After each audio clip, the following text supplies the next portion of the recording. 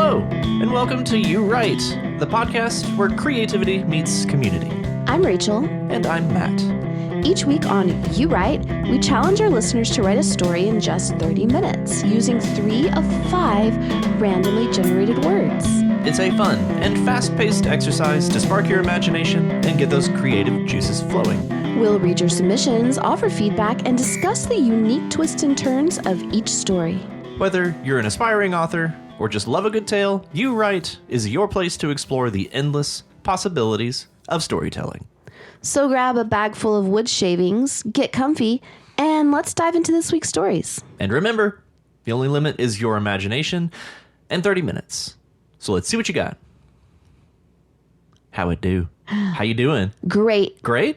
Great. Are you okay? I almost ate the microphone. Oh, gross. No. I'm doing great because there's a party tonight, and I'm very excited about it. Yeah, it's a good one. Yeah, it's to celebrate our birthdays. Yeah. Hey! Along with Laura's birthday. Also, yes. Yeah. Our friend Laura. Yeah, it's a three-way birthday. It's a birthday. It's a birthday.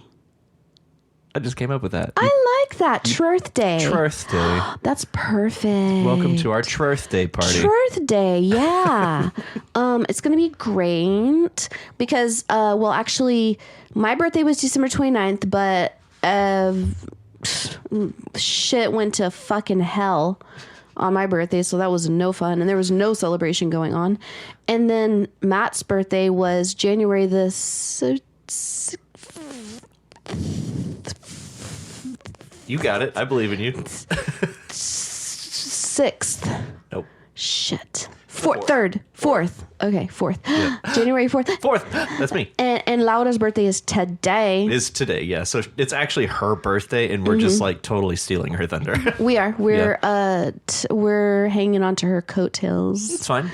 Yeah, but anyway, it's going to be at my house, and I'm going to make everybody's favorite cake.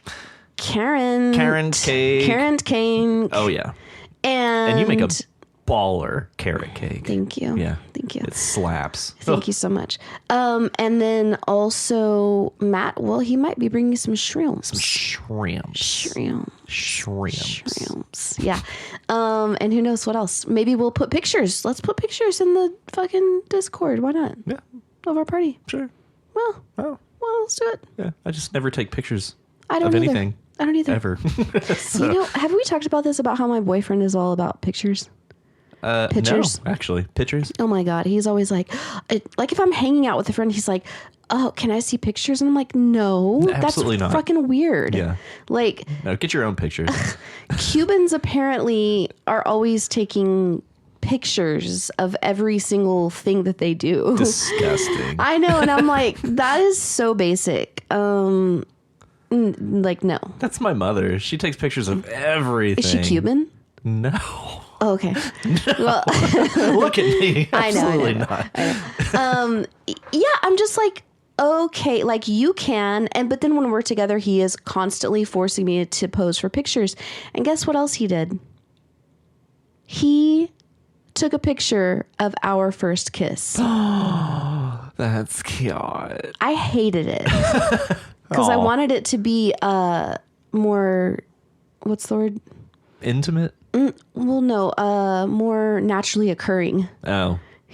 Organic. Oh. Yeah, okay, yeah. But instead it was like staged.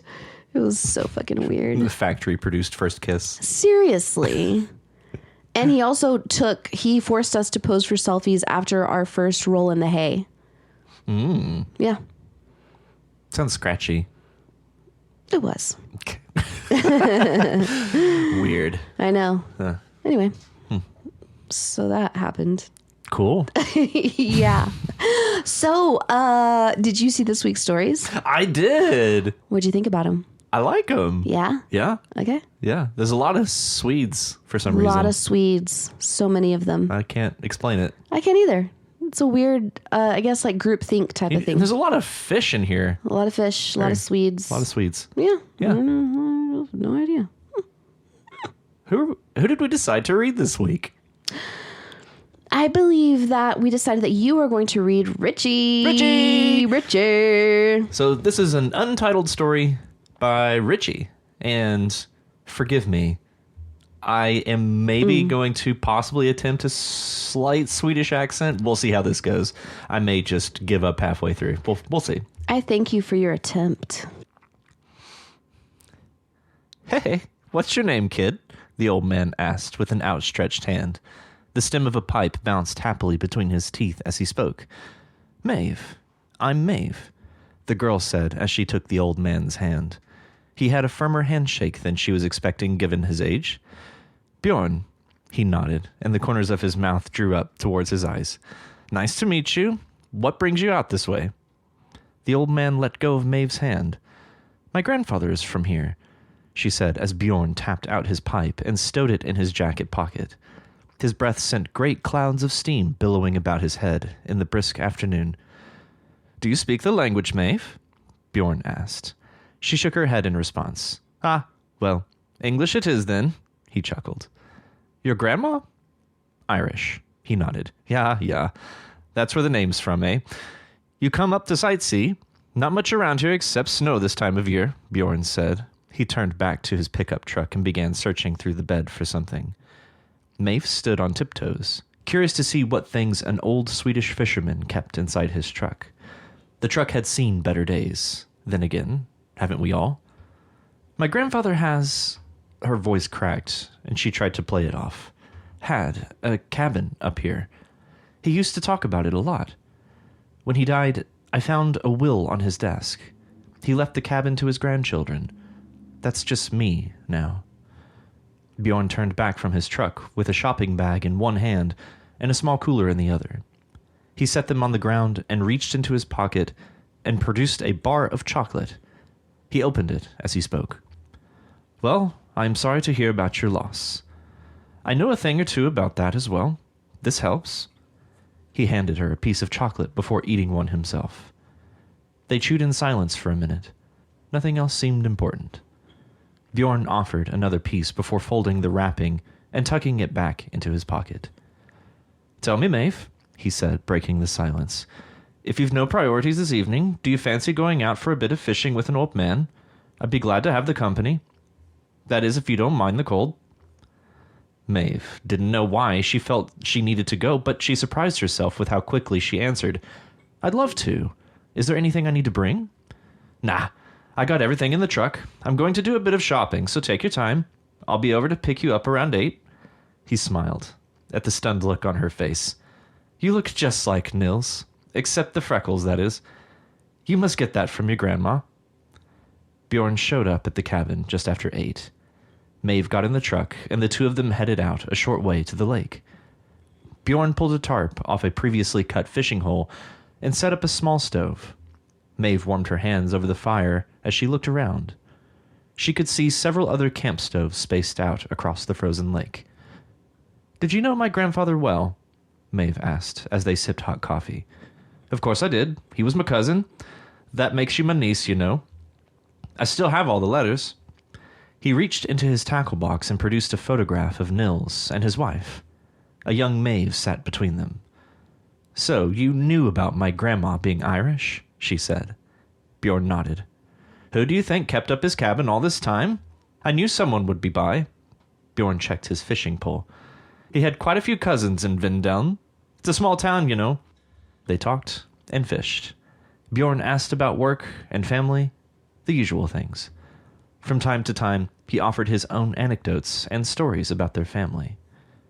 The aurora appeared and grew more visible as the night deepened. Maeve chewed at a sausage as she watched ribbons of green pulse and curve through the starry sky. Grandpa used to always talk about this, but it's my first time actually seeing it. He said it was magic.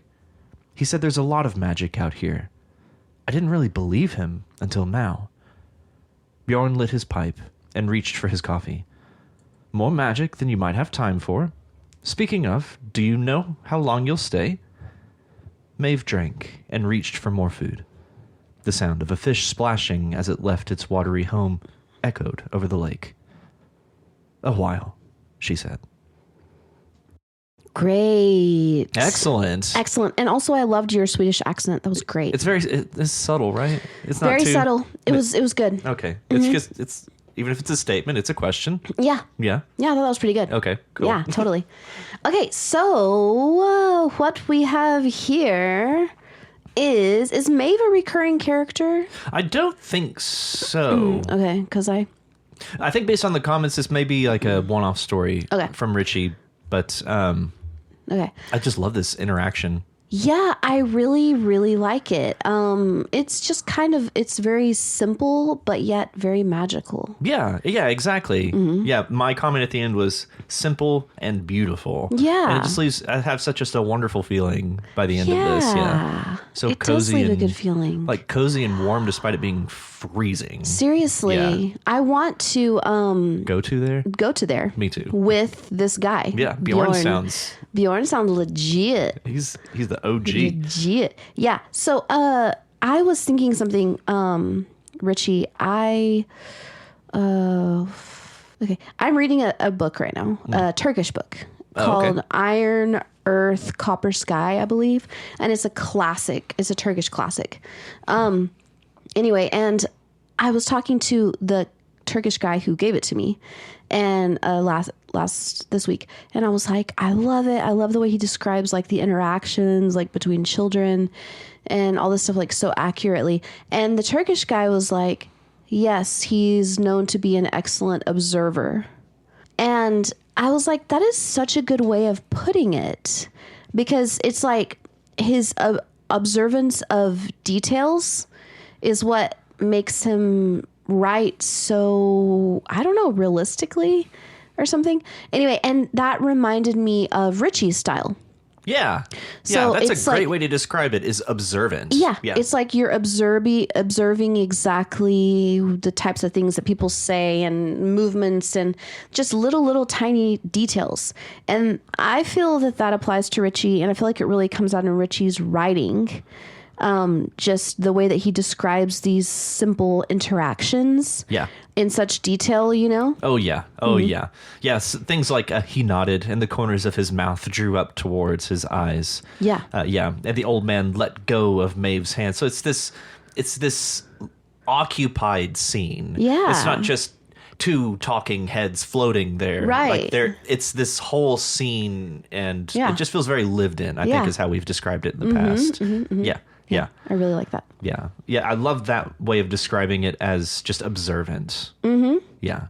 And just in little things like Bjorn lit his pipe and reached for his coffee. Maeve drank and reached for more food. The sound of a fish splashing as it left its watery home. Just little things like that, you know? I Yeah. love it. Yeah. And of course, what they're saying is kind of the meat of the story itself, the dialogue itself. But, Yeah. and so this seems like a really clean setup to get us started with Maeve and this relationship with Bjorn that Maeve is learning about. Right. And, oh, yeah. So Bjorn is her uncle. Yeah. Come to find out. Cool. Yeah. Cool, Bjorn. Yeah. I loved this paragraph. Well, I'm sorry to hear about your loss. I know a thing or two about that as well. This helps. He handed her a piece of chocolate before eating one himself. Yeah. They chewed in silence for a minute. Nothing else seemed important. I love that. Yeah. It's just lovely. Right. And Bjorn also has like this like grandpa spirit, you know, that he gave a piece of chocolate. Yeah, he to just help. has chocolate. Yeah. That's cute. Pocket chocolate. Yeah, that's cute. Yeah. I like it. Yeah, honestly, like it's just such a lovely scene. And like you said, just the observant quality of it, all the descriptions. Yeah. I'm a huge fan of this. Yeah, me too. But I have a question though. Is Richie at the beginning, is it as Matt read, or is it What's your name, kid? yeah, Or is it like, hey? or is it which actually me and Kim write that to each other a lot, but we spell it Jej. Yeah. Yeah. Good Lord. Okay. Oh, yeah. And kind of, even just in the first line, The stem of a pipe bounced happily between his teeth as he spoke. Yeah. That's cute. Yeah. You really just kind of, without telling us at all what these characters look like, Yeah. as such a clear image in my head of who they are. Beautiful. Yeah. Man, thanks, Richie. Thanks, Richie. That was great. This is excellent. That was great. And up next, we have The Swede by Walker by Faith. Oh, yes. Yes. Hey, Walker. Hey, Walkie. You cheated. Walker cheated. Oh, he did. I know. He published it before we finished, and it's not in actual Sweden. Yep. No. This is wrong. This is wrong. You fail. And up next we have. No, I'm just kidding. We're skipping you. Skipping it. No. So this is a fun take on it, and I don't know why it didn't dawn on me until this that they're the Swedish fish, like that's a candy. Right. That just never even like dawned on me. It's like, oh yeah, that of course you could take it there, I guess. Yeah, totally. Which is a candy I didn't even learn about until I might have been like in my 30s. I didn't even know that was a thing. Yeah, I think I might have been in my 20s when I learned about it. Yeah. It wasn't our childhood reg, that's for sure. Yeah. Okay, so I really like the playful take on this. It is very funny. The Swede. I love how the fish he calls himself the Swede. The Swede. Yeah. Yeah. So I play a game called Stardew Valley, and there are like named fish that you can get in there. One is called The Legend. Oh, so that's what so it made me think of. I was like, cute. is this a Stardew Valley reference? But that's probably a pretty deep cut. I don't know. Yeah. I actually know a girl named Legend. That's unique. Yeah. Y'all close? No. No? Okay. She's what you probably imagine when you think of a girl named Legend.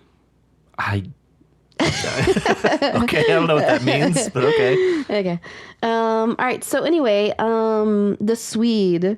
Help me out. You said that this Swede told you his name. The Swede told us his name. He was mad at being caught. And he took Joe back into the lake with him, okay? Okay. Okay, but I want to know how the Swede said this. Like, did the Swede come out and be like, "Hey, I'm the Swede"? Like, how did he introduce himself? Or was he like, "Hey, how dare you fuck with the Swede?" Like, talking about himself in third person, you know? I want to know how the Swede relayed this information about his name. I just imagine he comes out of the lake. Hey, what'd you do? Like, why'd you bother the Swede? Yeah. Who pulled the Swede? Oh. Who pulled the Swede out? And then he That takes would Joe. Be so cute. He's like, you? I don't care, but you you pulled the Swede? Points to himself. And boop, jumps back in the water. And takes Joe and jumps back in. Yeah. Can you kind of elaborate on that in the comments in the wrap up, Yeah, Walker? how did his name come up? Yeah, how did the name come up? So let me get this straight. You're saying Joe pulled a person from the lake and not a fish. Yes. No. Not a person. The Swede. Sam, I'll be honest with you. I'm trying to reconcile your story and I'm failing. Help me out. Oh, but its voice was deep. And just mean, you know? You pull the Swede. But mean. Oh, you pull the Swede. Yeah. But his voice was deep and just mean, you know? He was a meanie. That reminds me of this story I heard about one time Michael Jackson and Prince played a show together. Do you know the disdain that Prince had for Michael Jackson? No. He did, because Michael Jackson didn't play an instrument. And Prince was like, he's not even a real musician. Anyway, and Prince was like being a bitch to Michael Jackson. And Michael Jackson was talking to one of the producers. He was like, I don't know why Prince is being such a meanie. He's like, that whole interaction tracks, actually. Yeah, no, totally. Yeah. Prince is being such a meanie. Such a meanie? Yeah. I don't understand. Okay, anyway, so it looked like a crazy combination of a person with a Swedish fish. He tells us his name. The candy? Yes, the Yeah. candy. He tells us his name and asked whose hook was in his mouth. We all backed up except Joe, the dumbass. Joe, idiot. Okay, so what happens is the Swede comes out and he's like, I'm the Swede. I'm the Swede. I'm the Swede. Yeah, I'm the Swede. Who the fuck's hook is in my mouth? Yeah. And then it's like that scene from every cartoon, like everybody backs up except that one guy. Yeah. And then, the damn thing pulls Joe into a bear hug No. and like surrounded him. So Joe is screaming inside this jello fish dude, and the Swede just hopped over the side and back into the water.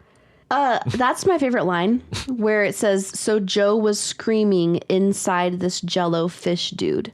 That's my favorite line because it's like the Blob. Exactly. Yeah. So Joe becomes part of the Swede. So I Yeah. want to know, does the Swede kill Joe or does he adapt Joe into his essence? I imagine it's like a gelatinous cube from D&D. It just dissolves him over time. Yeah. That's how it eats. Yeah. Just bleh. But I want to know if any Gelatinous Swede. characteristics or aspects of Joe become part of the Swede. Or Maybe if he gets a they're just- mustache. Like Joe had a mustache. Now it's a mustachioed Swede. Yeah. Or if he's literally just like digested and none of his parts remain, you know? Maybe he Inquiring gets minds his like want to know. shoes. Yeah. I don't know. And the Swede just hopped over the side and back into the water. So yeah, I got to this I got to this line. This is going back kind of through my notes here. Detective Rogers, for the record, this is Highland Lake in Sweden, Maine. Is that correct? I highlight that and I just said rolls eyes. Yeah. It's like, damn it, Walker. Right. Of course it's not Sweden. Of course. Of course. Like, okay. Of course. Fine. Whatever. Whatever. Okay, and so I really like at the end where he's like, wait, Sam is like, it's what happened. Have you found him? And Detective Rogers is like, not exactly. We're still investigating. Unclear. So, what did they find, I wonder? Yeah. You know? Maybe they found his shoes. Yeah. Or something. Yeah. I think this story is cute. This is, and the kind of like transcript form of it is interesting. Yeah. Yeah. I enjoy it. It's a good one, Walker. It's a good one. It's funny. Yeah. It's playful. I It's like playful. Thanks. And up next is Fishing by Nick Tew. it. Oh, yeah. Oh, yeah. Oh, yeah. Oh, yeah. It's a good one. This one's a good one. Hey. Okay. So we have a guy who is fishing, and Oliver. He catches a weird fish. There's apparently some, weird fish Yeah. around, invasive species. Yeah. Yeah. Yeah, this one's interesting for sure. It is. So, right out of the gate, just kind of read from the top here. Oliver stuck his hand in the water to feel the temperature. It was cold, even a bit colder than it had been on the shore. Good. He didn't want to be caught by a volcano zombie. That was a priority for Oliver, which I imagine is a priority for everybody. You don't want to probably be caught by volcano zombies. Right. That sounds like a bad time. Right. Like either one of those by themselves is a bad time. Together, really bad time. Really bad time. So yeah, I just thought that was interesting. I was like, oh, wow, that's very specific, a volcano zombie. Which I do kind of feel like we may be using that as a setup for this strange fish that we find later. But we do get this paragraph. He knew many people used fishing as a chance to think, but he was comfortable not thinking of much at all. It took time and practice to focus on nothing but the water and the line and just let the mind clear of everything else, worries washing away. I thought that was a nice... I just really like that kind of descriptive paragraph. It's describing, obviously, the act of fishing, and also this character. It's describing Oliver and how he approaches this as more meditative than, like, entertainment, I suppose. I just really liked that. Yeah. And it sounded just like a good time. Just think of nothing for a little while. Yeah. This is a really interesting entry. Yeah. It's kind of like all over. Like, I think it's going one direction and then it totally switches. And I think it's going another direction and then it totally switches. Yeah. Yeah, Like, I can't predict it at all. No. Yeah. I thought it was going to be something supernatural about just Oliver out fishing and something crazy was going to happen with volcano zombies or whatever. Or these weird fish, I thought that we were going somewhere with that. Like, these weird fish were going to be like the main point of the story. And then we're at the bar with some guy who it seems is racist, Lucas. Yeah. And so then I think it's going there and it's going to become a political statement. But then it doesn't go there either. Nope. And No, I'm it doesn't. like, Yeah. Where are we going with this? Yeah. Yeah. And that's a good point. We don't really stick in any one area of this for too long. Yeah, we do get one of these fish, and I kind of want to hit that one. One of the fish was covered in bone, though, almost translucent. That made me think like we may be playing on the idea of a zombie fish. Yeah. Or something like that. Yeah. Kind of going back to the volcano zombie idea. I don't know. Yeah. But you're right. We kind of just move past that. Yeah. And then we get this exchange between Lucas and Oliver here. Mm-hmm. What's going on in the world? Oliver asked, allowing his mind to finally worry. Ah, more of those fuckers running around, Lucas said, gesturing to the screen. Which, okay, again, the setting, I wouldn't have necessarily thought we were in like a world with TVs and beer and all this. That's why I was surprised. I was like, oh, okay. Interesting. Yeah. More runoff from America, Lucas snarled. I swear, them and the vampires. The vampires weren't American, Oliver pointed out. So again, this sort of synthesis of like a modern world with zombies and vampires. Like, it's just a very interesting setting that we're learning more about via this exchange between Lucas and Oliver. Yeah. So apparently, Oliver is educating Lucas about where the vampires are actually from, and it's somewhere in Africa. Yeah. Which makes sense. That's where like humans are from. So, Yeah. Huh. Well, they cause trouble too. We have enough troubles as it is. Like what? Immigrants and refugees. I think most of them are nice. Have you been to the city lately? Don't need to, Lucas grumbled. I went to the restaurant. The food was strange, but the family running it were nice. Were they American? No, I just said they were nice. Which, yeah, that's a fun exchange. I bet. So yeah, this is just an odd entry. I'm not sure where we're going with this, but what it is doing is it's giving us a lot of, I guess, stage setting. And we're getting a little bit of characterization here, but it's mostly setting up this world. Yeah, but it was interesting what I read in the comments in what Nick wrote, because it looked like he was going to add something negative about Oliver and something positive about Lucas. To kind of make it more gray. Yeah. Like there's not like a good guy and a bad guy. So it's like he said he would have given Oliver a bit more negative characterization, some note about how he isn't perfectly progressive, and expanded on Lucas maybe knowing about female chess players he thinks are underrated, and how gender-segregated chess is dumb. Is there gender-segregated chess? I think it's kind of like sports. Stupid. Well, I don't know that for sure. What the fuck? I don't know enough about the professional chess world. That's infuriating. Yeah. Because in sports, that makes sense because physiologically there's a difference. But that would be saying that one or the other is somehow intellectually inferior. Right. What the fucka? Funk. What the funk? Oh Yeah. my God. Yeah, that's I don't know that for sure. I'm sure that has been the case in the past, if it's not still the case. Huh, that's so weird. I'm gonna have to look into that. But Yeah. anyway, I do like that Nick was going to add something good about Lucas and bad about Oliver, because that just makes it makes it more realistic. Exactly. Yeah. Yeah, it's never so cut and dry. Right, exactly. It's not I everything like is that. not black and white. Yeah. Yeah. All in all, definitely an intriguing story. Lot of just like, huh? What? That, yeah. So just, it's raising a lot of questions and giving us a very unique setting to play in. And these two characters, especially if we do manage to add in like the complexities and the just complicating them a little bit.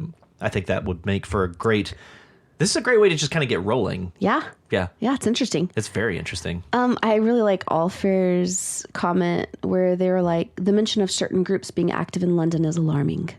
Quite. I liked that Allfair because it was like you were taking this very seriously. Yes. It was like, this is a serious notification about volcano zombies and vampires. And vampires, yeah. Yeah. Well, thank you, Nick. Thanks, Nick. And up next, we got Swedish Fish by Wookie. Me. You, Me. Richie. Yeah. Before we dive in, I just want to say the name of this. I was the third poster, and I got in there and I saw that Walker's story was called The Swede, and Nick's story was called Fishing. And I was just like, LOL, I'm just going to do a combination of those two. Let's call it Swede fishing. So, or the fishing Swede. So, yeah, I could have. But I was just like Swedish fish, LOL. And that's before I read either story. But then I read Walker's and I was like, oh, his actually is about Swedish fish. Swedish fish. Yeah. But anyway, the name was just me being an idiot and being like, oh, so this is technically an untitled story by Wookie. Yeah, pretty much. Mm-hmm. No, fuck you fat fuck. Sven spat at the girthy specimen is strained at the end of his line. That's the line that you thought up at the end of the podcast last week? Oh my, okay. Yeah. Was it just that line? It was, fuck you fat fuck. Okay. That's it. That's it? That's what came to mind, and I was like, yes. That's it. That's it. That's the winner. That's the winner. I got it. And of course, Sven. Yeah. Yeah. Basic, I know. I think it's fine. Yeah. I mean... Basic and fine. Basic, just fine. Yeah. Yeah. Oh, I liked this. Suddenly Sven's rod... Oh, I really liked this... just the kind of going back to the observant quality of it. I felt like this was especially observant writing. Yay!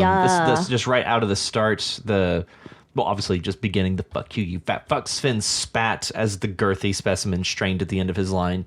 Sven had never been good at this, partially because he had compassion for animals, partially because he had just found it boring. His father would be none too happy to hear of this revelation.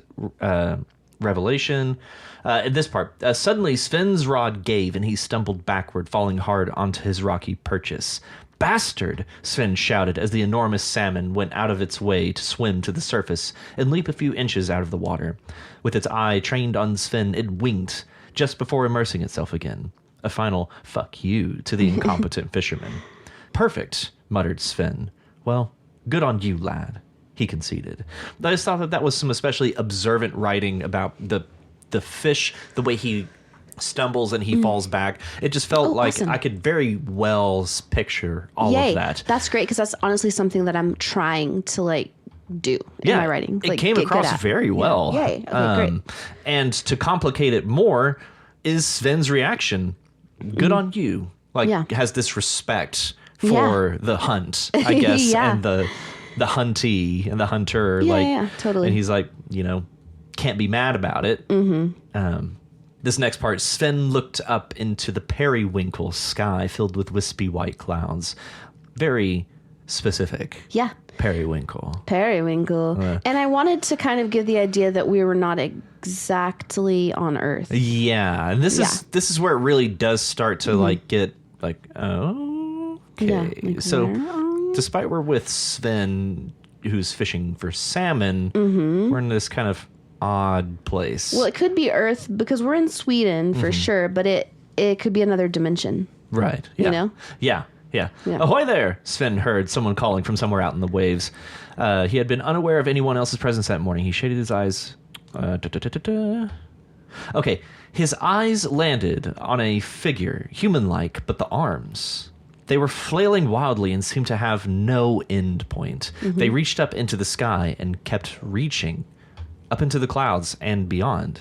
Intrigued, Sven started wading out into the water towards the peculiar figure. This feels like dream logic. It just feels like this kind of dreamy, Sven just starts wading out into the water after this guy whose arms are impossibly long. Yeah, dream logic, but on the other hand...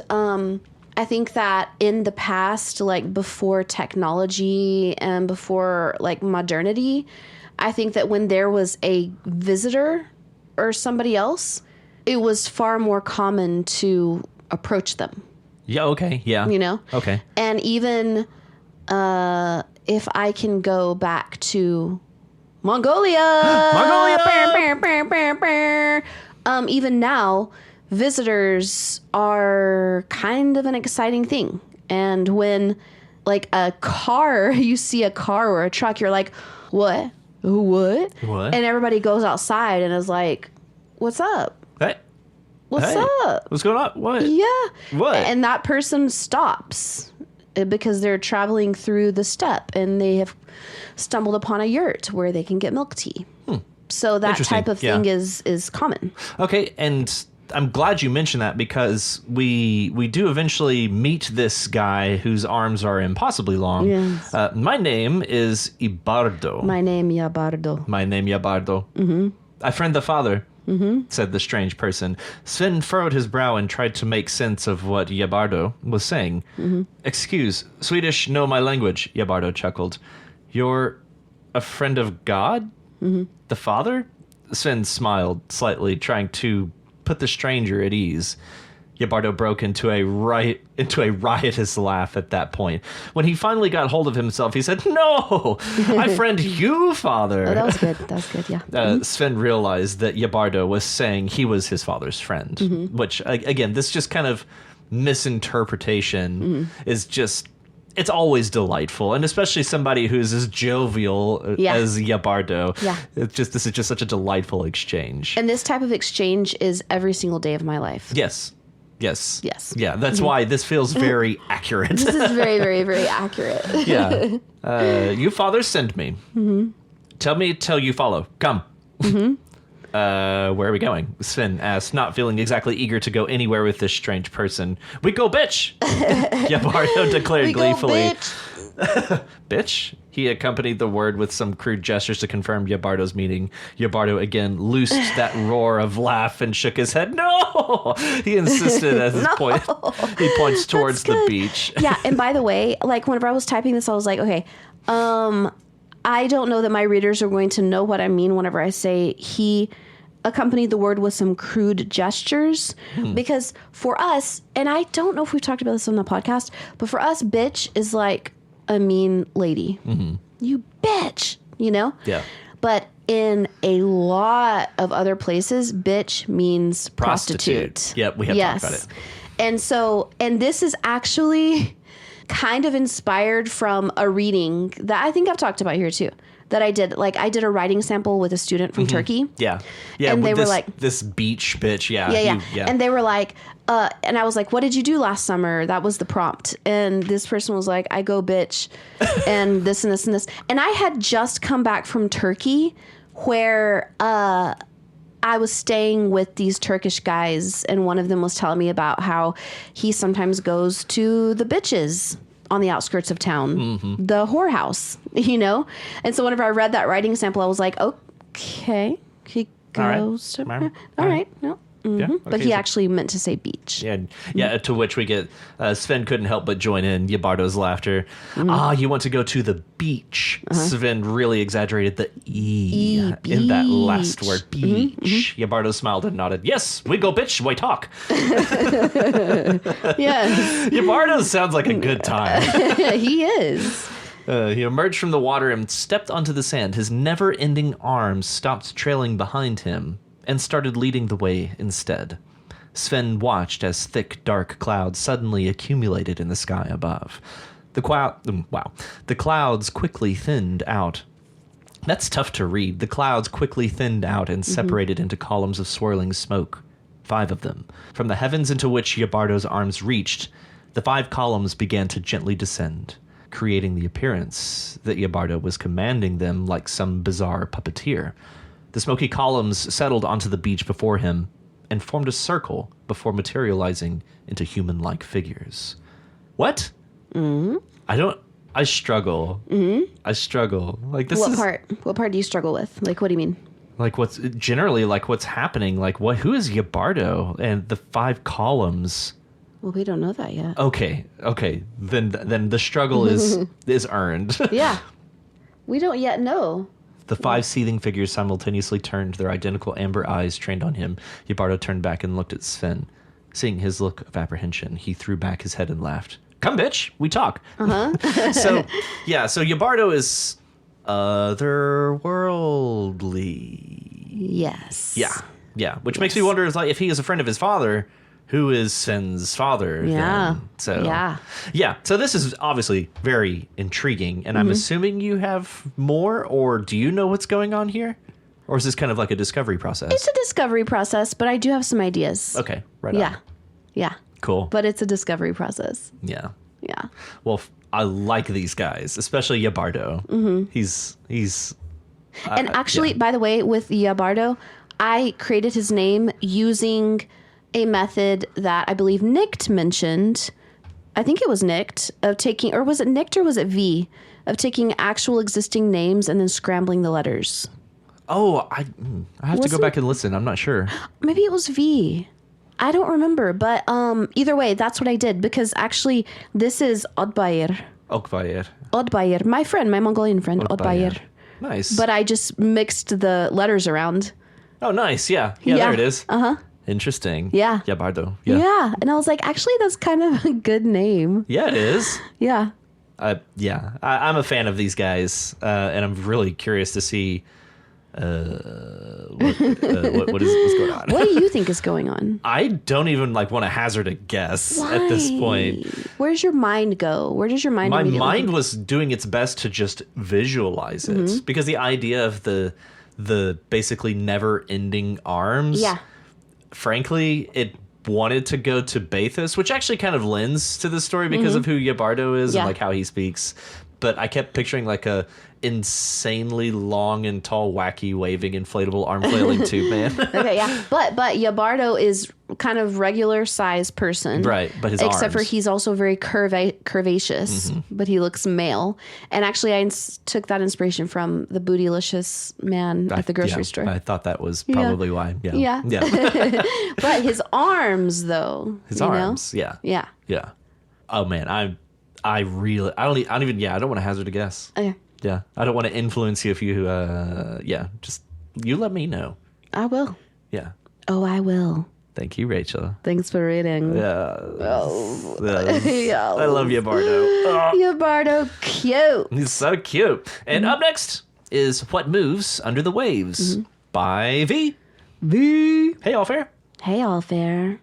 So we have Lake Vänern was a beautiful place. But then Sweden was full of beautiful places, Vaughn thought. And I like that getting us started, getting us rooted, and also kind of cluing us in to Vaughn. Yeah. Very quickly, very simply. So I read, V's comments, like V's like, I didn't know anything about Sweden, but I did a whole lot of Google research. And you know what, V? I feel like from what I know about Sweden, which is not a ton, I feel like you did well, because I know a lot of people who are like, Swedish people are assholes. Huh. If there's any Swedish people listening right now, I apologize. But they're just like very hard to get to know. And I actually went down a rabbit hole like a few months ago reading stories of expats in Sweden and their struggles.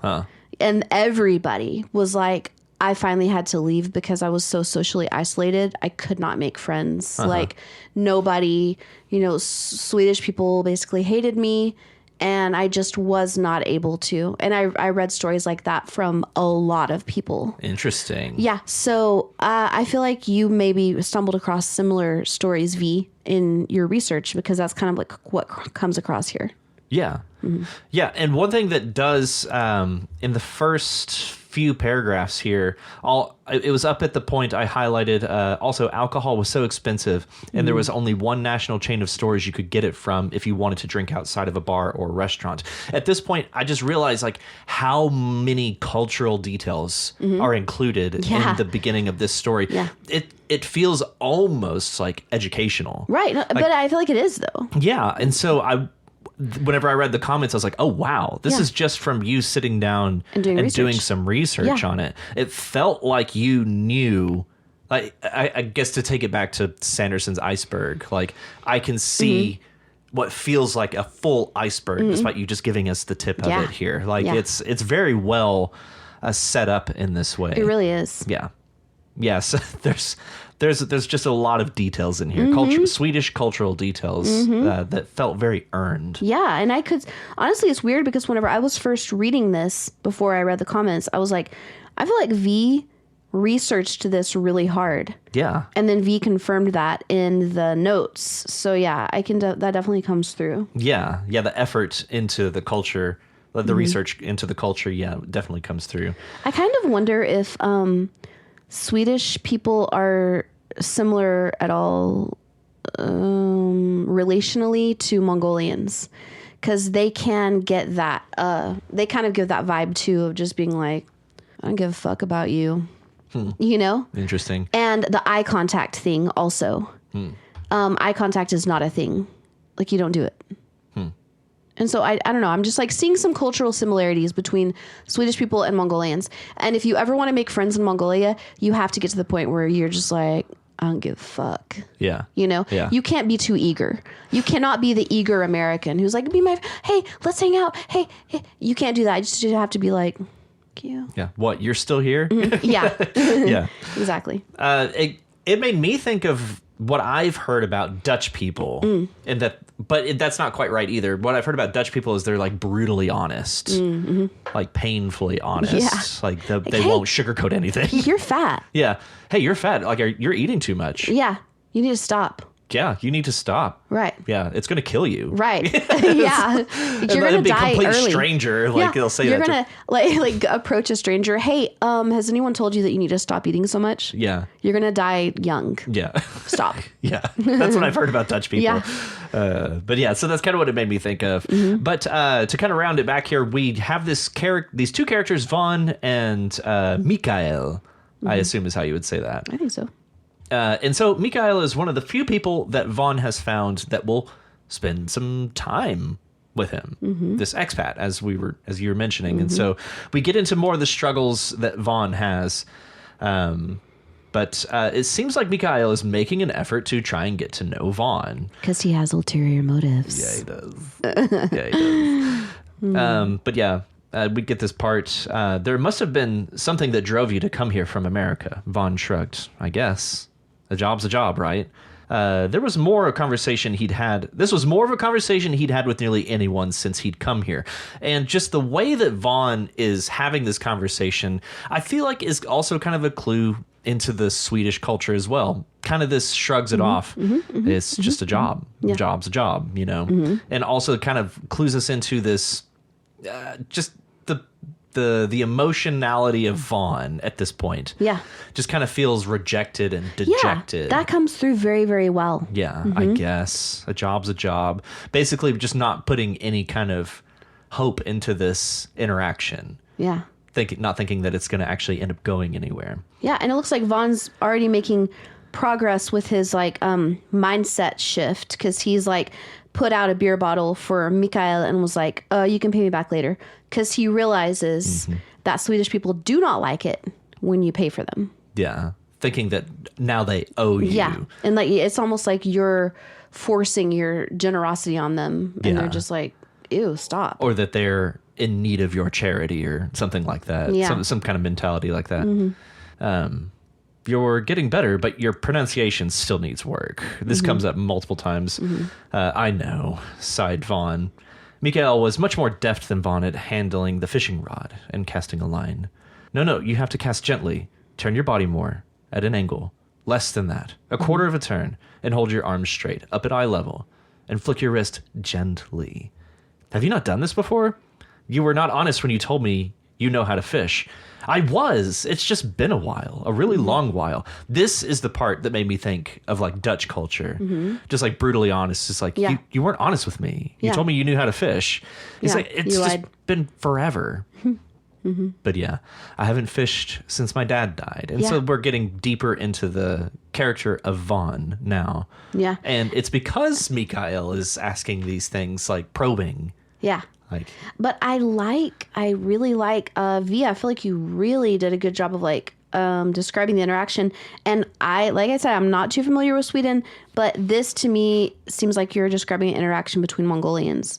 So whenever it's like, my dad passed away, and Mikhail's just like, and then turned away. Yeah. That's exactly what Mongolians would do. Yeah. They would not be like, oh my God, I'm so sorry. They would just stop making eye contact with you, you know? And it's just because it's their culture. Like, it's almost offensive to like push the topic more. Yeah. You know? Yeah, exactly. Yeah. To feign sincerity is almost insulting because, or to like, not even sincerity, but to feign condolence, I guess, in this case. Or even like, you didn't know my dad. Well, exactly. Like, I didn't know your dad. And not only even just to feign it, it's like here, people aren't just being fake. They're literally trying to like feel sad for that. But in some cultures, it's like, you don't know them. Yeah. Like, stop trying. Yeah. And also it's like, you're making an assumption that it's something to be sad about.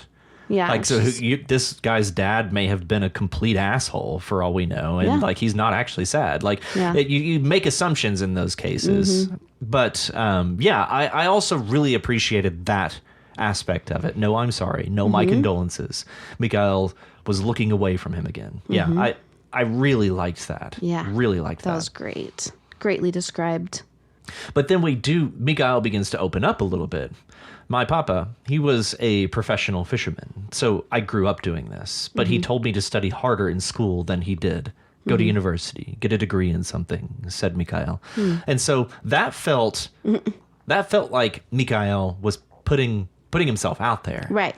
But then Vaughn comes in with his always look on the bright side of life, American perspective, although that's a British song, but you know, always look on the bright side of life. No, okay. I got nothing there. All right. So anyway, he comes in with his American perspective. Well, that's good, right? And university is free. You don't have to. That's like awesome. All the golden opportunities. And then Vaughn he catches himself. He realizes that he's sounding just like this idealistic American, which is super annoying to a lot of cultures. You know. Yeah. Again, I like that we can see that he's been there long enough at this point. He's like, oh, idiot, you know? Yeah. Remove foot from mouth. Yeah. So he's making progress. He's making strides. The fact that he's self-aware to that level. Yeah. Yeah. Jan de Lagen. Jan de Lagen. Jan de Lagen. Jan de Lagen. Well, what's the point of having all those mandatory coffee breaks if you don't at least try to connect with people? Don't get defensive. I wasn't. I'm so tired of feeling like I'm not getting anywhere. Like, I'm here in a job that doesn't pay nearly enough for all the travel and stuff, and I haven't made any real friends while I'm in this country. Mikhail paused, setting the fishing rod on a tripod. Do you think I would be here at all if I didn't want to be?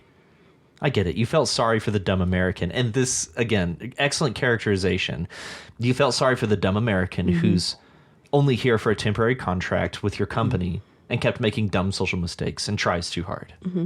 I think it's cute when you try. Ooh. Cute. Okay. Yeah. And then it kind of goes like there. That's pivotal. Yeah. That's pivotal to the entire that moment thing. Of cute. Yeah, cute.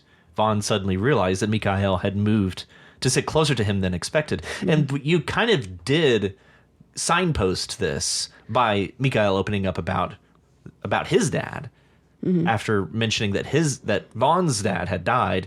And so just because this doesn't seem like part of the Swedish culture, like you give us so many signposts of how Swedish people act, and then for Mikhail to do that, and then in this moment to say cute, it's like, oh. It's like, oh, okay. So this is like serious moves. Yeah. Yeah. Mikhail's putting the moves on. He's making money moves. Money moves. Yeah. Yep. Yeah. Okay, I like this. Yeah. In his very subtle Swedish way. Yeah. This is a big move. Yeah. And then he's even more saying that whenever he's like talking about his friend and the new age bullshit, and she says she was always talking about in nature, you quiet the surface of the mind and you start hearing things, what moves under the surface. And Vaughn's like, okay, what's your point? And he's like, because She used to tell me that you only learn to hear your own heart speak the truth in places like this. I'm wondering now if she was right. Yeah. And that is also sounding a bit spicy. There's some moves. Mm-hmm. Yeah. You making a mo?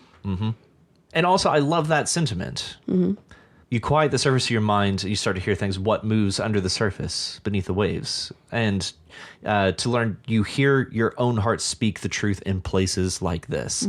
I love that. And I love that idea of nature being a place of truth and just honesty. Like you can't hide behind anything. Yeah.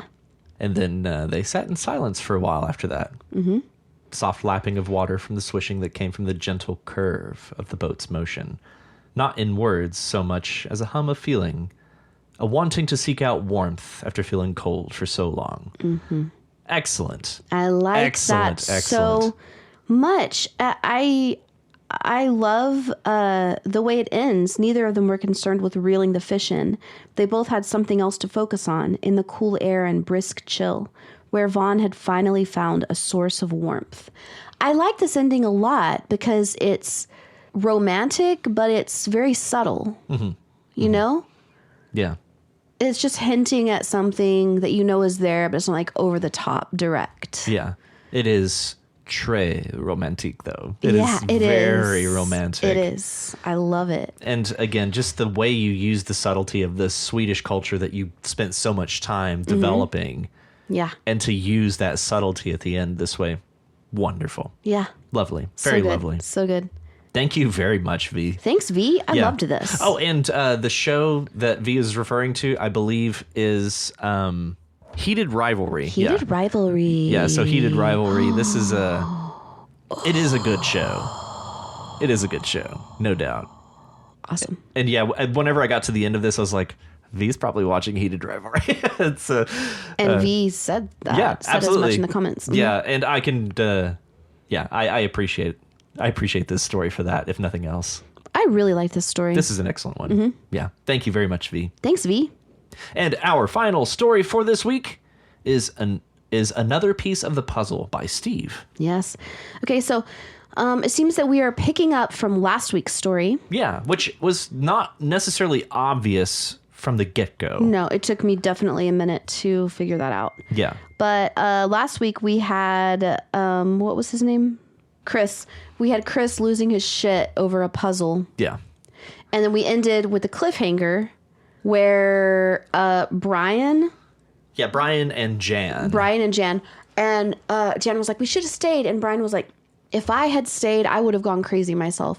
And then Brian regretted that. Yeah. Those words later. And then they got a call at 3 a.m. Or something. And the call was that Chris had died. Yeah. Or presumably. Based off of this story, we're far removed from that moment. Right. Because now they are here in Sweden with Eric Grelson, who is a ship's captain. Yes. Of the puzzle, or puzzle, the ship puzzle. And so... The shuzzle. Shuzzle.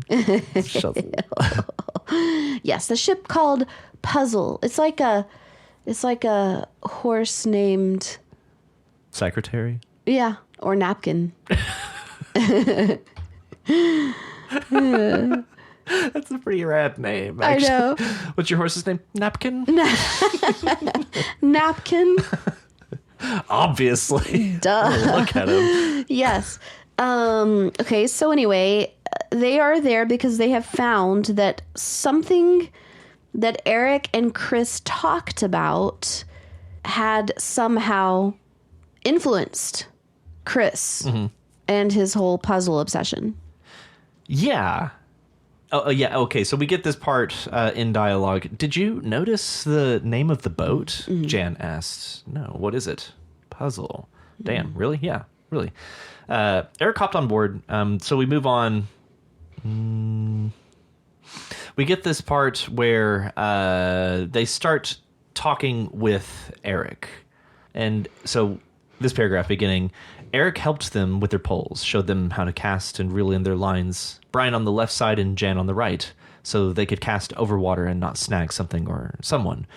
Eric cast directly from the middle of the boat, throwing beautiful long casts that somehow were mesmerizing. So, ask away. Brian and Jan looked at each other. Brian gave a slight nod to Jan. And they just dive in. Why is the boat called Puzzle? Jan asks. Life's a puzzle, no? And so we just get this kind of back and forth, just them asking these more and more probing questions and kind of diving into who Eric is to Chris. Do you really think he killed himself? Eric fired back after they asked that question. And so just kind of casting doubt on what they believe happened to Chris. Does it have something to do with the puzzle? Brian asks. Of course. Did you figure out what it stands for? No. All I remember is the T shape. And he talked about E, D, H, I. And so we get it. The meaning of this is more of like institutional systems like tax and education and healthcare and so the T stood for taxes. Yeah. The overall shape of the puzzle stood for taxes. Yeah. I was imagining something a bit more, I don't know, ethereal, a bit more like, I don't know, like Tetrazzini or something. Yeah, we landed at taxes and I was like, I felt like this is like record scratch. Yeah. What? Okay. Yeah, I was like, what? Taxes. All right. But yeah, and then it shapes up, like everything falls in line behind that once we get to that moment. But it was startling to learn that it was taxes. These are like all like government departments, right? Department of Defense, Department of Education, Department of Healthcare, Department of Taxes. What was I? Infrastructure. Yeah. So it does feel like establishment oriented. Yes. Yeah. Very establishment oriented. Mm-hmm. But Jan thinks the same thing. She's like, I don't understand. What does that all mean? Why would Chris be so obsessed with something so basic? Yeah. I feel like that's what she's saying. Something so establishment oriented. Yeah. Something so fundamentally boring, uninteresting. Yeah. She's like, I don't. Okay. And it's not that it's not. It is important.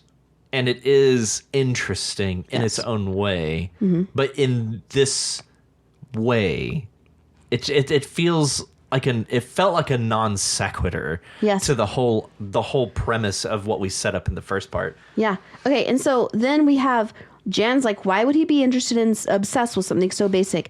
And then Eric is like, because he figured out how to make it work. The final piece that would make it all work for everyone, except maybe the top 1%. So, which I mean, I would argue it already works for them anyways. So it's like if you're the top 1%, you basically can't fail. Yeah. Yeah. You're beyond financially, failing. At least. Okay. Yeah. So what is that final piece? Yeah, and I think that's part of what the story is. Just that might be kind of the lure to keep going, is to learn what that final piece is. But we do get this kind of this last paragraph is really just kind of laying it out. Yeah. So, but the T is the size of the T is able to move. So I want to think about this. The size of the tax is able to move. Right, but I want to think about this logistically with the shape of the puzzle. Okay. So the whole puzzle's in the shape of a T. Okay. So how would you make a puzzle where the size of the actual puzzle is able to expand and contract? Maybe, I don't know. Maybe do you take, if it's the shape of a T, that means you've got like all the edges of the T could be the edge pieces of a square puzzle that makes a smaller T inside. The edges of a square puzzle. Because you have all these smaller edge pieces. I was thinking more along the lines of the puzzle pieces are actually made of foam, and if you pour water on them, they like expand. More chemical. Yeah. Okay. Yeah. Okay. Yeah. I'm. Or they're like expandable, like you can slide them apart, like my spice like rack. Accordions. Kind of. Like a scissor lift kind of accordions up. A scissor lift puzzle, yes. Yeah, scissor lift puzzle, that's it. Yes. We figured it out. Okay. Yes, okay, all right. But yeah, so this was just not at all where I was expecting last week's story to end up. No. So they're under the impression that Chris has in fact killed himself. Yeah. But Eric is like, but wait, did he kill himself? And they're like, didn't he? Okay, so what I think this is suggesting or inferring is that either the government killed him because he had figured out the secret for making it work, or the billionaires killed him for figuring out the secret to make it work. Yeah, or both. Or both. Well, I mean, let's be honest. The billionaires run the government. Yeah. Yeah. Yeah. So they're like, oh no, this guy is sitting on something so explosive. So dangerous So to the dangerous top 1%. to the top 1% that we have to kill him. But here's my question, though. Why didn't they destroy the puzzle? Maybe they did. Maybe they did. We don't know that. We don't know. We don't know that. Yeah. And maybe the puzzle is so cryptic. This actually takes me back to the puzzles that Jake referenced last week, the Hellraiser cube puzzle. Like it's such a difficult puzzle to figure out that nobody like actually figures it out, and if you do, it's very dangerous. Like to solve the puzzle is dangerous. But because didn't you read The Hellbound Heart? Yep. Yeah, that puzzle box. Oh yeah. Yeah. Yeah. Oh, Hellraiser. Yeah. Yeah, I hated that book. That was a weird book. But I remember being so outraged by that book. yeah, like a little bit too outraged, honestly. yeah, disproportionately. Disproportionately. I was like, this is bullshit. Why would you write this? I don't know, it's really weird because sometimes I'll just get so fucking emotionally invested in something and just be like, oh, who would like I'm You just owe me better. Yes. And then I'll look back like years later and be like, why did that upset me so I much? was like so mad about Yeah, that. like whenever I returned to the United States from Mongolia, and I was driving around and I saw a store called Plato's Closet. Yeah. I became enraged and I was like, Plato didn't even have a closet. What the fuck? Who the fuck are you to think that you can put Plato's name in front of the closet? How dare you, sir? How dare you? I was so mad. Do you know nothing of Plato? What's next? What's next? Socrates' oven? I know. I was like outrageously just enraged.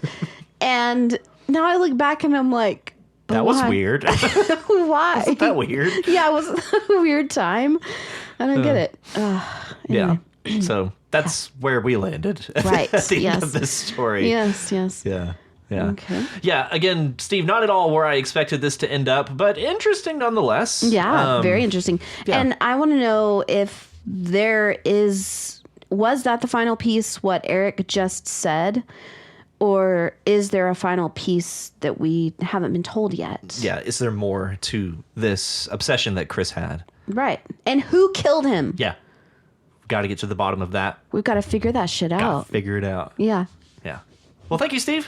Thank you, Steve. And that is all of our stories for this week. Woot woot. So thank you to Richie for being selected here today, as well as Walker, Nick, you wrote a thing, V, and Steve. Thanks, guys. Thanks, everybody. Woo. And that takes us into episode 72. 72. Episode 72. That's right. That's the number. That's a number. And for episode 72, we issued a very short video prompt. You could actually call it an image prompt because it's a video it's just a time lapse of several images from. Oh, yeah, I was wondering, what is that? Jovian Transit. Yeah. Oh, I thought it was just a picture. I didn't realize it was a time lapse. Okay. Oh, yeah. Oh. Very short video. I feel like that can really work with Yabardo. Yeah, do it. Have you seen The Last of Us or played the game The Last of Us? No. That sounds like the monsters in The Last Really? of Us. Yeah. Was it scary?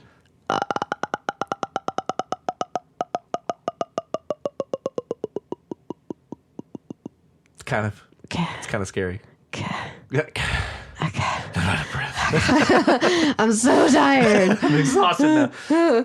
So, to accompany this image/video prompt is these 5 words: consolidate, amuse, quarrel, give, and merit. Oh. Did you misspell merit? Did I? Yeah. There's only one R. Cool.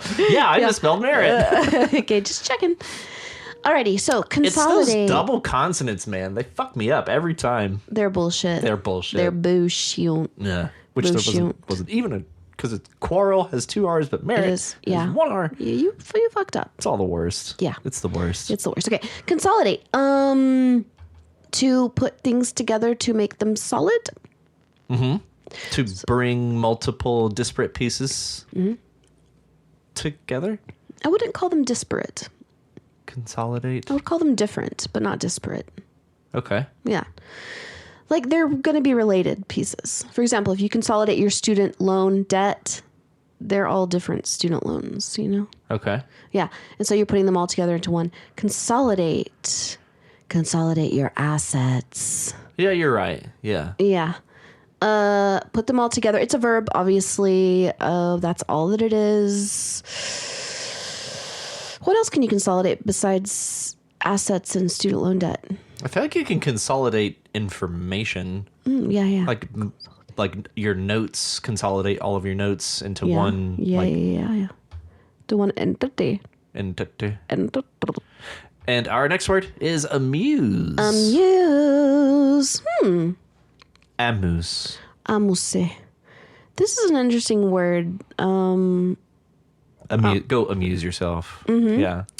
So amuse is a verb, and like it's to entertain, to distract, to Occupy your time, basically. occupy your time.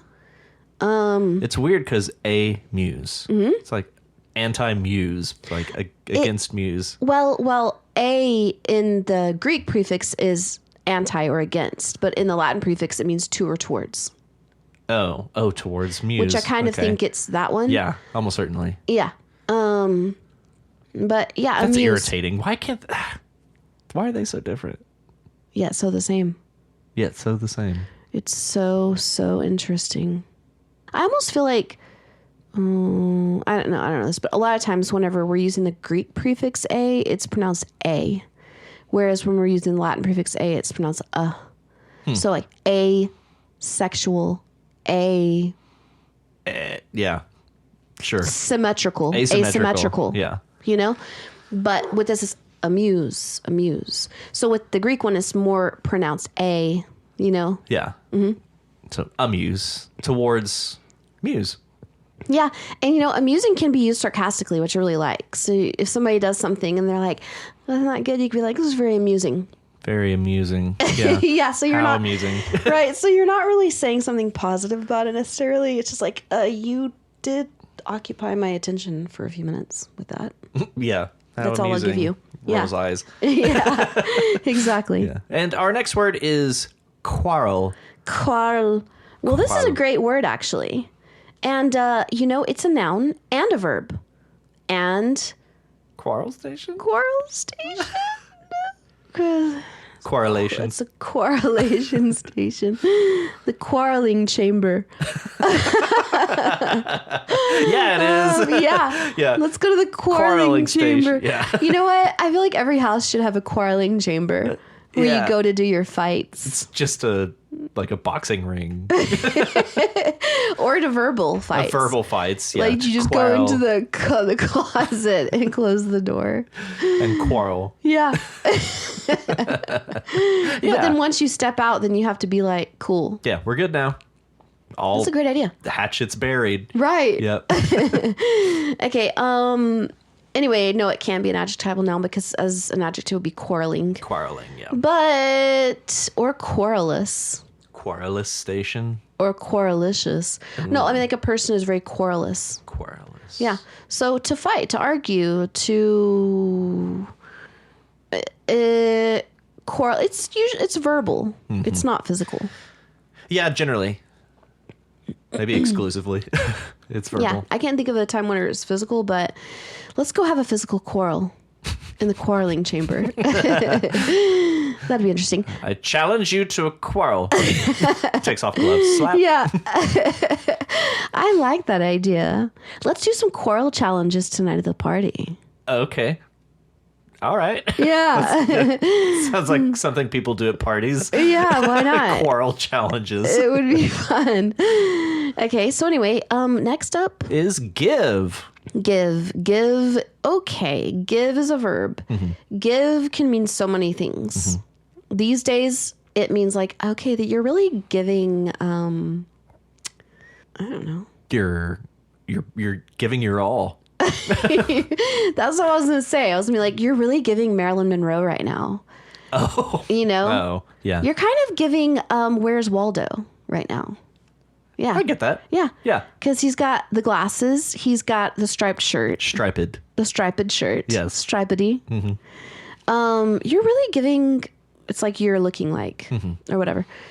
Give. I feel like that's a simplification of like you're giving off the vibe. Yeah, of totally. You're totally. giving. No, totally. It is. Yeah. It is. Yeah.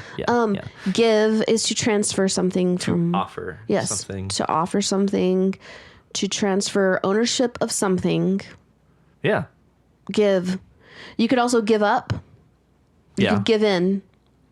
Yeah. You give all of your ups. Yeah. It means you're done. That's right. Or it means that you're loose. You a hoe. You give it up easily. Yeah. Give up, give in, give out, Give down. give down. How many other prepositions can we use? Give over, Yeah. Give under. give between. Yeah. That just Give beside. Yeah, give beside. No, give up, give on, give down. That reminded me of the Beatles. Oh. Tune in, tune out. Oh yeah. Turn up, turn down. The benefit of Mr. Yes, Kite. Yeah. yes. For the benefit of Mr. Kite, there will be a show tonight on trampolines. Yes. Okay. Next. Is our final word, and it is definitely not spelled with two R's. No. Merit. Merit, not to be confused with merit. Merit. Merit. Okay, merit. Merit. I think it's a noun. It is also an adjectival noun. You get like a merit badge. Yeah, absolutely. Merit is. Can it be a verb? Can it be a verb? I merit you that. Yes, I think it is a verb. Okay. That's yeah. To merit. Yeah. Def. Yeah, noun and verb. And the quality of being particularly good or worthy is a noun. Yes. Deserve or be Oh yes, worthy. yes. Merit. You have merited my respect. Yes. Well done. That's not easy. No. Well done. Meritus. Now we must quarrel Yes. Now we must enter the quarreling chamber. to see if you can maintain my respect. Right. And if you fail. We shall quarrel no more. Right. And I shall retract that merit. To wit, you do not respect merit. Quarrel. Consolidate. Consolidate. Yes. Yeah. So those words again are consolidate, amuse, quarrel, give, and merit. Merit. If you want to be like these wonderful writers and submit your story to You Write, head on over to our subreddit at reddit.com/r/YouWritePond. If you're unable to submit a story this week, that's fine. You can help out by reading and commenting on other people's stories. And each time you post a story or leave a comment on someone else's submission, you increase your chances of having your story read on the podcast. That might be my favorite. Increase. Shrimp. You can always reach us at uwritepod@gmail.com. If you like our show and want to help support us, consider donating to our Patreon at patreon.com/uwrite. If you are unable to donate, that is totally fine. You can help us by sharing the podcast with other writers and non-writers alike. And for what it's worth, if anybody has any ideas of stuff that we could do to patron-only people, like subscribers, like any cool ideas, I just don't even know what that would be. Let us know at uwritepod@gmail.com. What do you mean? Like, if they subscribe to our Patreon, we could do bonus content specifically for patrons. Good idea. Like what? I don't even know what that would be. How about our fucking Our blooper reel. Yeah. Yes. Access to the blooper reel, which is Nonsense. thorough. It's Thorough nonsense. 60% of what we record is just nonsense, You get access to our blooper reel, which doesn't exist yet in a consolidated form. but it's going to. It could. Okay. If you haven't already, be sure to subscribe to the podcast so you know as soon as new episodes are available. Also, be sure to leave us a rating, review, or comment in your podcatcher of choice. And remember, join us next week on You Write, A podcast where you write. For the benefit of Mr. Kite, there will be a show tonight on trampolines. The Hendersons will all be there. Later, Pablo Frank is fair. What a scene! Overmen and horses, hoops and garters, lastly through a hogshead of real fire. In this way, Mr. K will challenge the world. See y'all next week. The celebrated Mr. K performs his feat on Saturdays at Bishopsgate.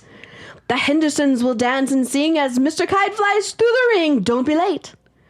Messieurs K and H assure the public their production will be second to none. And of course, Henry the Horse dances the waltz. Have you seen it? It's great. Oh, Across the Universe version. Yeah. Hell yeah. Yeah. Yeah.